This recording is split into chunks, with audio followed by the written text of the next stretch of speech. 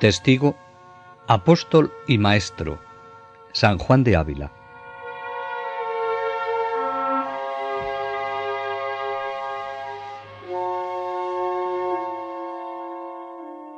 Tiempos recios.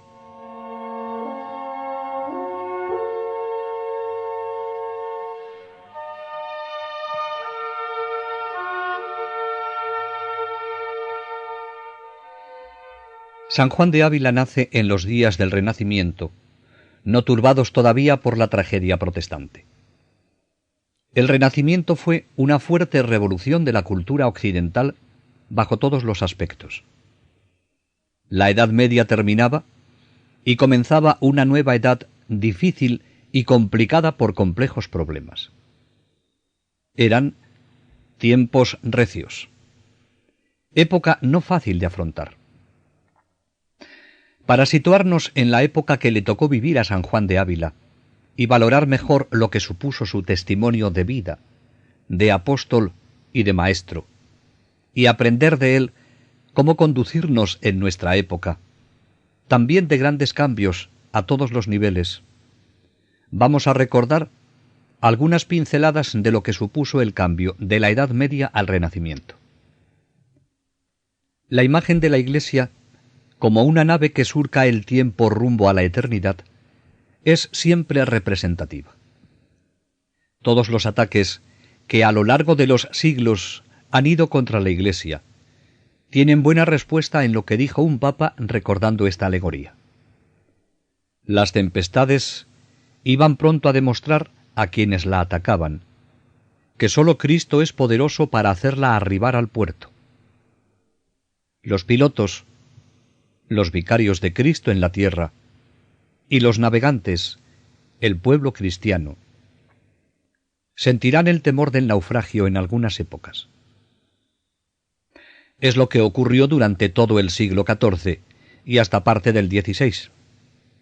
De todas partes se alzará al Señor la petición de Pedro: «Sálvanos, Señor, que perecemos». En estos siglos, la nave de Pedro caminaba un poco a la deriva. Con Trento y Lepanto vendrá la calma. Muchas fueron las causas que llevaron a la Iglesia a esta situación. Por dentro está amenazada por la corrupción de costumbres, el humanismo paganizante y las herejías. Por fuera, el turco produce temor. Las dificultades por las que atraviesa la Iglesia en este tiempo puede llevarnos a una visión pesimista. Los errores doctrinales, la lucha entre papado e imperio, el paganismo invasor, etc., son factores que influyen, como es natural, en la vida cristiana de las clases altas y del pueblo sencillo. Sin embargo, la fe religiosa, lejos de extinguirse en esta dura prueba, vive y pervive. Los santos, los predicadores mendicantes, las tradiciones piadosas contribuyen a que el pueblo siga viviendo cristianamente. Los papas y los reyes estimularon incesantemente la fidelidad al ideal evangélico, a pesar de las propias deficiencias y a las que cunden por todas partes. Es verdad que en esta época surgen visionarios y pseudoprofetas y crean un catolicismo de miedo. En Europa germinan muchos cristianos no auténticos. Pero además de esto, hay dos fuerzas en la vida cristiana. Por una parte, la del pueblo cristiano, que conserva su fe medieval muchas veces mezclada con impurezas supersticiosas y con costumbres relajadas. La ignorancia en materia de fe era grande, pero su fe es íntegra, sin fisuras heréticas. Por otra parte está la predicación popular que reaviva la religiosidad de las gentes sencillas. Los que saben leer, que son minorías entre los seglares, alimentan su espíritu con libros devotos que tanto se multiplican en la Edad Media. Las devociones comunes, heredadas de padres a hijos, son practicadas con gran fidelidad. La vida cristiana en sus líneas generales de dogma y moral, no se agosta en estos siglos. Además, surgen corrientes espirituales más puras y frescas en la misma Edad Media. El empuje que recibirán en la nueva edad que se inicia será notable. En cuanto a las formas selectas de espiritualidad medieval, hay que reconocer que la Edad Media supo reencontrar las más puras vetas de la piedad patrística. Con solicitud y frecuencia acuden a los textos de San Agustín y de San Gregorio. La sed de Dios se reaviva leyendo pasajes de San Agustín como el siguiente: Tarde te amé, oh hermosura tan antigua y tan nueva. Tarde te amé. Tú estabas dentro de mí, y yo había salido fuera de mí, y te buscaba por fuera. Como una bestia me lanzaba sobre las cosas bellas que tú creaste. Tú estabas conmigo, pero yo no estaba contigo. Me tenían atado, lejos de ti, esas cosas que si no estuviesen sostenidas por ti, dejarían de ser. Me llamaste, me gritabas, rompiste mi sordera. Estos soliloquios enamorados, delicia de las almas piadosas de todos los tiempos, se unen como en una gavilla con mano sensible en la Edad Media. Hay, por tanto, elementos típicamente medievales que seguirán vivos en las corrientes posteriores, sin envejecer, por muy modernas y revolucionarias que se consideren. La vida cristiana no estaba arruinada por los visionarios y la decadencia de las costumbres. Sabe enriquecer las herencias cristianas. Tenemos un buen testigo en San Bernardo. Además, las cruzadas hicieron vibrar en las almas el amor a Cristo. La galantería contribuyó a que floreciesen las justas a lo divino en honor a la Virgen. No se pudieron redimir los santos lugares, pero se reconstruyeron en cada corazón. Otros santos empalmaron con la devoción a la pasión de Cristo y a la Eucaristía de San Bernardo. Los frailes mendicantes realizan una maravillosa cruzada de propagación de las devociones cristológicas y marianas. Unos años antes del nacimiento de San Juan de Ávila, el 2 de enero de 1492, con la toma de Granada, se consumó la unidad española. Pocos meses después, en octubre del mismo año, tenía lugar el descubrimiento de América que daba un maravilloso destino a la nación española. Los reyes católicos son los que hicieron posible una nueva época. España se abre hacia distintas partes del mundo: Italia, América, África. Los reyes fomentan las letras y las artes, pero se interesan más aún por la reforma moral y religiosa de sus súbditos. En esta empresa fueron secundados por el brazo fuerte de Francisco Jiménez de Cisneros y la mano suave del primer arzobispo de Granada, Hernando de Talavera. El clero español, sin estar tan desmoralizado como el de otros países, dejaba mucho que desear. Pero gracias a los reyes, que escogieron de ordinario las personas más dignas para las sedes episcopales, y a la tenacidad indomable de Cisneros, primado de España, y de otros hombres virtuosos que realizaron en las diócesis, parroquias y conventos una reforma semejante a la que años más tarde impuso el Concilio de Trento a toda la Iglesia, la nación se empezó a regenerar moral y religiosamente, haciéndose digna de los destinos a que Dios la llamaba en la defensa del catolicismo y en la propagación de la fe.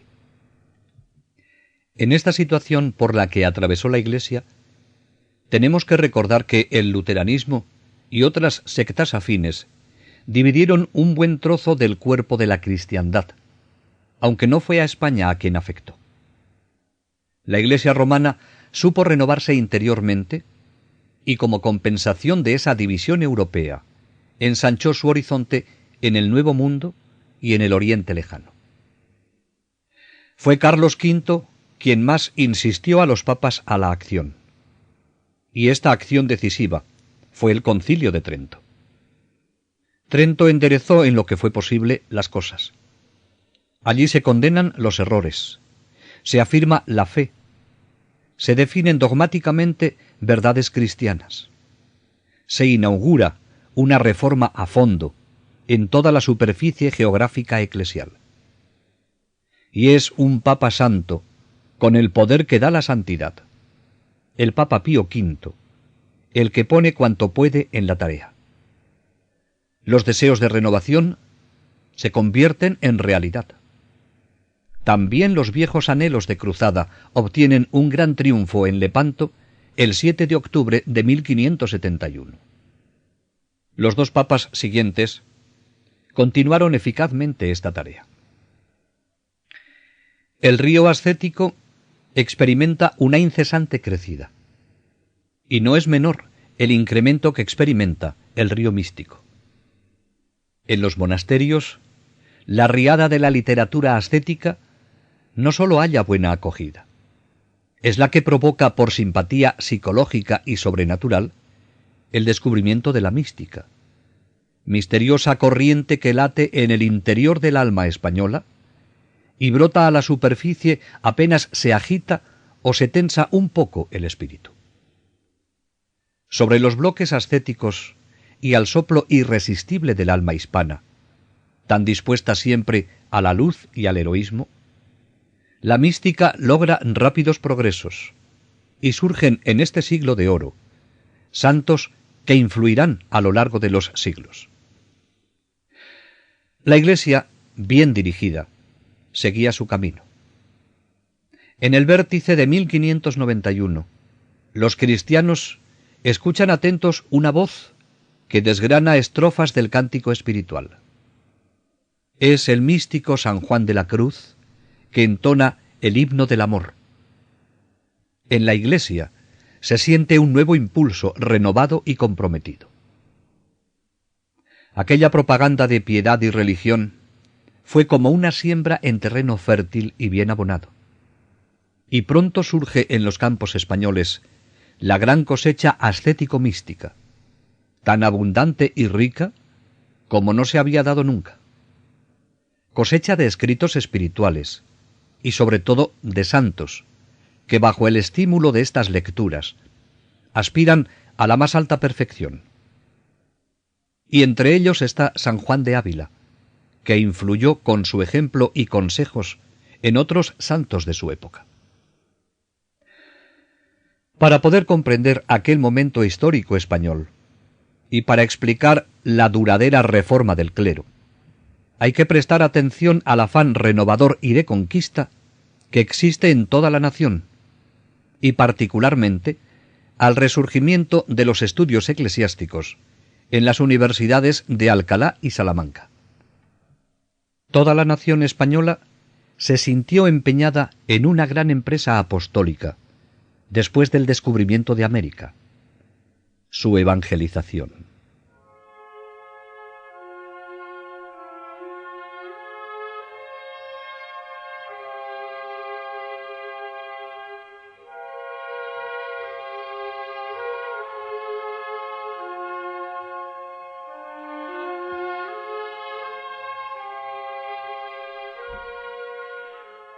Juan de Ávila, este sacerdote de Cristo, elegido por Dios en esta época de la Iglesia tan agitada y fructífera, responderá a esta elección con un amor, fidelidad y entrega sin reservas.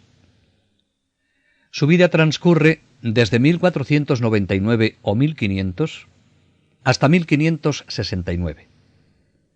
La problemática de estos años se puede resumir a la luz de lo que hemos indicado y que podemos sintetizar en dos palabras: Trento y Reforma.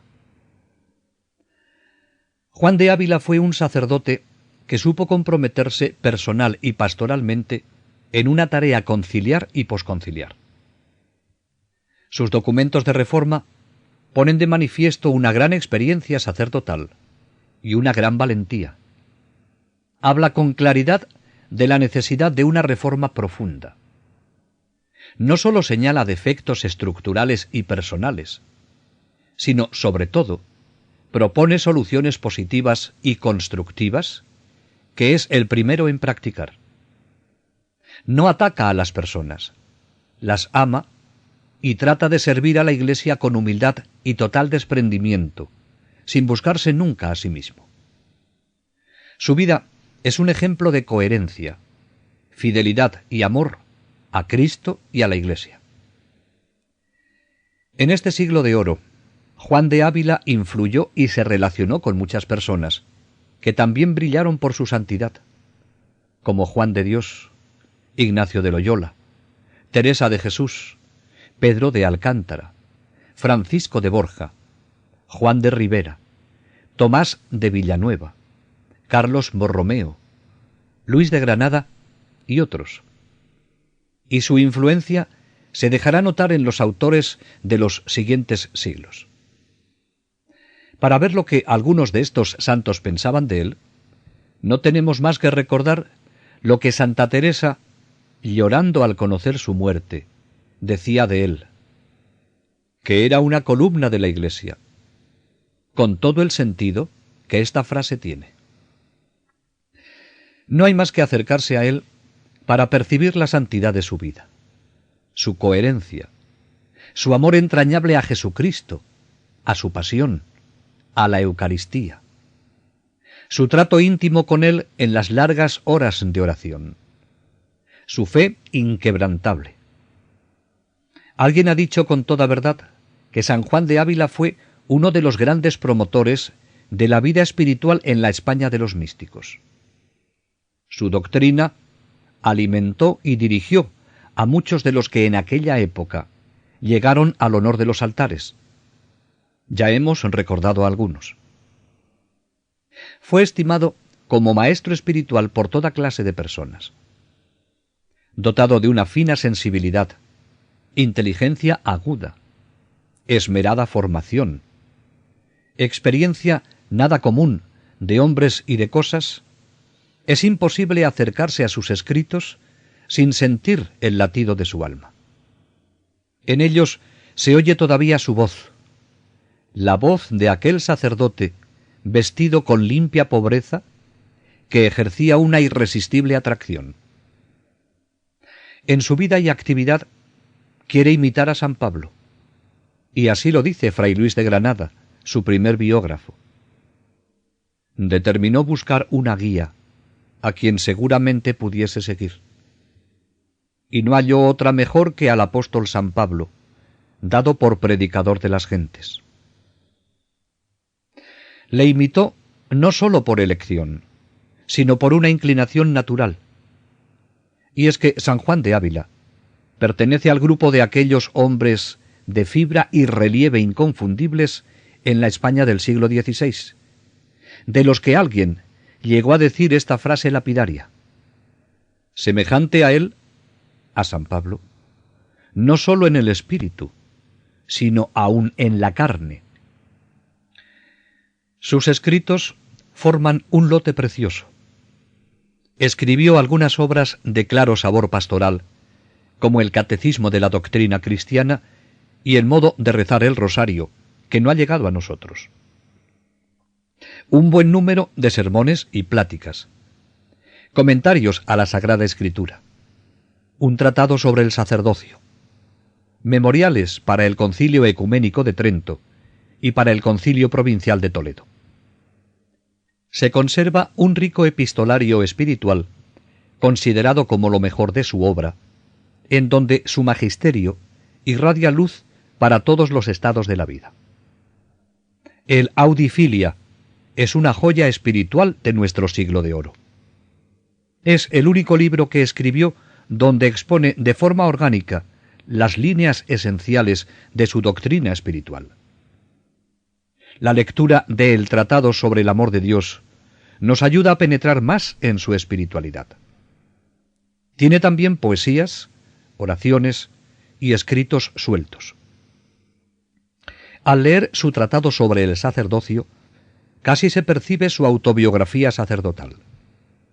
Y es que lo que se descubre en estos escritos no es la doctrina de un teórico, de un intelectual, sino lo que piensa, siente y vive el sacerdote que tiene por oficio orar a Dios a favor de los hombres, que ofrece el sacrificio de la misa, que contempla en la oración a Cristo ofrecido en la cruz por la humanidad y se une a Él en su sacrificio. En sus escritos se observa una tendencia a la mística.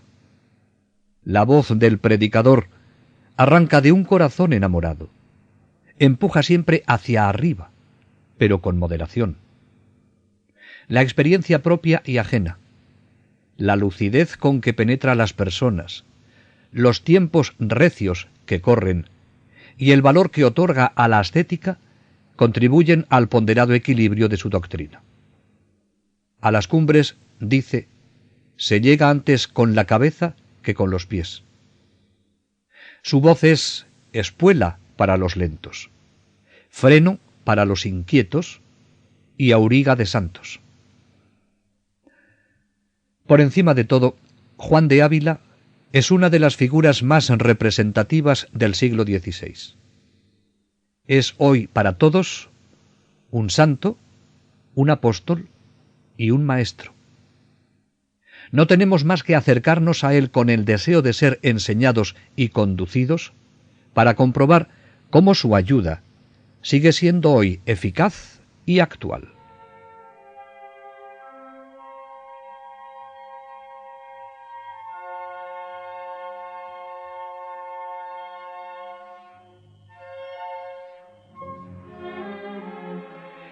Esta época que le tocó vivir a San Juan de Ávila, de grandes cambios y de profundas reformas, que con tanto acierto supieron vivir y dirigir e impulsar los numerosos santos españoles de estos años, pueden servirnos a los sacerdotes, religiosos y seglares de hoy para saber comportarnos ante esta sociedad nuestra que también ha experimentado profundos cambios y que ha sido orientada por el Concilio Vaticano II y por los papas que el Señor ha puesto para regir su Iglesia, los cuales, con su santidad de vida y su mensaje claro, nos invitan a la fidelidad a Cristo. Pero, como en tiempos de San Juan de Ávila, no faltan los errores, las desviaciones doctrinales y morales, el atractivo de una sociedad que llamamos del bienestar, en la que priva el tener, el ser y el disfrutar a cualquier precio, olvidando o silenciando el mensaje evangélico que nos invita a vivir de acuerdo al plan que Dios tiene para el hombre, y que es en el que se cifra toda nuestra felicidad actual y definitiva.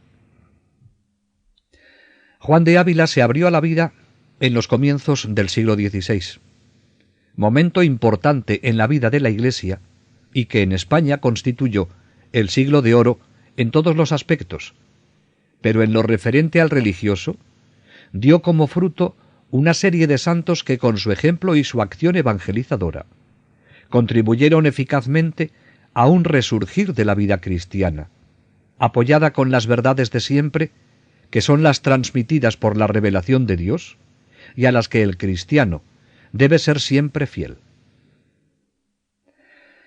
En este tercer milenio, en cuya preparación tanta dedicación e interés ha puesto el Papa, nos ha dicho a todos los cristianos que estamos ante un nuevo amanecer, ante el reto de una Iglesia en la que cada sacerdote, cada religioso y cada cristiano debe vivir con mayor compromiso su fe y entrega a Dios, y con su vida y palabra, ser un testigo y evangelizador, y por tanto, ser capaz de llevar la buena noticia en medio de tantas personas que no saben dónde encontrarla, y a esas partes de la sociedad un tanto paganizada.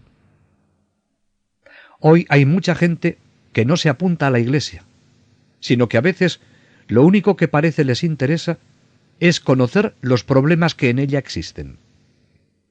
Es importante, para cada uno, descubrir la Iglesia que nos toca vivir y descubrir los aspectos positivos que tiene. Porque la Iglesia la hacemos cada uno de nosotros allí donde nos encontramos. No es algo externo a nosotros, y lo que nosotros seamos será la Iglesia. Esto lo sabía muy bien San Juan de Ávila, y por eso se dedicó de lleno a vivir y a predicar, para colaborar en la extensión del reino de Cristo. Pablo VI, hablando de cómo había que realizar la evangelización, tiene una frase que siempre deberíamos tener presente para hacerla realidad. Él dice que tenemos que evangelizar con el ardor de los santos. Esto es lo que cada uno tenemos que hacer hoy. Porque los santos no son gente calculadora, fría, interesada, que hacen esto o lo otro buscando agradar y que solo les gusta hacer lo que a nivel humano resulta importante, sino que son personas que creen de verdad en Jesucristo, al que han entregado su vida. Juan Pablo II, al hablar la primera vez de la nueva evangelización, dio 3 expresiones destacando su novedad, y la novedad la pone en que tiene que ser nueva en su ardor, en su expresión y en sus métodos. Esto es lo que tenemos que buscar: el fervor y el ardor, no la mediocridad ni la apatía que con frecuencia puede cundir en nuestros ambientes. En la medida que caminemos con este ardor y este fervor, con el aliento y entusiasmo recibido de la identificación con Cristo a la que estamos llamados, brotarán esos santos que necesita la Iglesia de hoy. Seremos los gestores de la nueva evangelización y haremos de nuestra vida una hoguera, haciendo así realidad las palabras del Señor. He venido a traer fuego a la tierra, ¿y qué quiero sino que arda? Para Jesús, esa hoguera que recibe su fuego de Él y sabe transmitirlo con su vida y mensaje, es Juan, es Pedro, son las mujeres que le van acompañando, es María, es Agustín, es Ignacio de Loyola, es Teresa de Jesús, es Juan de Ávila. Somos cada uno de nosotros llamados también a la santidad. Lo importante es seguir a Jesús, conocerle cada vez más, amarle más intensamente, seguirle con mayor compromiso y hacer de nuestra vida una hoguera capaz de iluminar a las personas con las que nos relacionamos y a todo el mundo, porque a todos podemos alcanzar con el fervor de nuestra oración. Y todo ello sin creer que tenemos que hacer cosas espectaculares de cristiana, sacerdotal o religiosa, vivida con sencillez y en la responsabilidad de nuestras tareas cotidianas, hechas con rectitud, para cumplir la voluntad de Dios y agradarle, que debe ser siempre el norte que guíe nuestra vida. No podemos seguir a Jesús de verdad, ni comunicarlo a los demás, si no vivimos en plenitud nuestra entrega, si estamos cargados de desilusión, apáticos, sin gusto. San Juan de Ávila nos enseña que es en la oración donde podemos encontrar luz y fortaleza ante las dificultades, crisis o incluso encrucijadas que se nos pueden presentar en nuestro camino, que unas veces pueden ser tentaciones que nos impiden realizar nuestros deberes y vivir en plenitud nuestros compromisos, y otras serán en forma más positiva, cuando sentimos las llamadas personales que Jesús nos hace frente a las distintas opciones que se me presentan, y que necesito discernir con una luz especial y con una fuerza mayor del Espíritu Santo. Al contrastar nuestra vida con la de San Juan de Ávila, es posible que comprobemos que necesitamos poner a punto nuestra vida de fe, una fe viva, coherente. Si San Juan de Ávila fue un excelente maestro en la renovación que supo impulsar en su tiempo, ¿por qué no le preguntamos si hay algo en nosotros desajustado, desgastado? ¿Qué tenemos que renovar para no exponernos a un desvío importante en este caminar hacia Dios. Porque la vida cristiana es una peregrinación, un éxodo desde la tierra de la esclavitud hacia la tierra de promisión, hacia el reino definitivo y eterno. Hay que consultar con frecuencia el Evangelio y reflexionar sobre nuestros propios deberes para conocer si vamos por buen camino. No basta con llegar. Hay que llegar a tiempo y habiendo llenado todos los planes de Dios. Los santos han buscado siempre conocer cada día más profundamente a Jesucristo, amarle con mayor intensidad y seguirle con una entrega incondicional. Por eso decía al Señor San Agustín que solamente quería una cosa: que te conozca a ti y que me conozca a mí. Y esto mismo dice San Juan de Ávila con su vida y en sus escritos. Nunca conocemos suficientemente a Jesucristo mientras caminamos por la historia, con ese conocimiento sapiencial del que habla la Biblia, y con ese conocimiento interno del que habla San Ignacio, el que buscaba también San Juan de Ávila. Cuando pedimos conocernos a nosotros mismos, es porque con frecuencia no conocemos suficientemente nuestros rincones y recovecos, las grietas y las simas de nuestro interior, de nuestro subconsciente y de nuestro inconsciente, donde nuestras sombras luchan contra la luz y contra la gracia del Espíritu Santo, que ha venido a sembrar en lo más profundo de nuestro yo, de nuestro interior, la simiente de hijos de Dios. Así como las prisas y los ruidos de nuestra sociedad dificultan la serenidad que se necesita para adquirir este doble conocimiento de Cristo y de nosotros mismos, la oración silenciosa a la que San Juan de Ávila nos invita a dedicar un buen tiempo de nuestra jornada, nos ofrece la oportunidad de que el Espíritu Santo nos ilumine y nos impulse a lograr lo que tanto deseamos. No nos acercamos a la vida y actividad de San Juan de Ávila por curiosidad. Los santos tienen pocas cosas nuevas que enseñarnos. Nos muestran cómo profundizar y hacer vida las enseñanzas de Jesús, cómo conocerle, amarle y seguirle. San Juan de Ávila nos invita a vivir con el ardor y fervor con que él lo logró. Hay que penetrar a fondo en su vida y en cada uno de sus escritos si queremos sacar el fruto que la Iglesia pretende de los santos, que sean nuestros modelos e intercesores. Si nos acercamos a su vida y escritos con este espíritu, sacaremos mucho fruto para nuestra vida espiritual.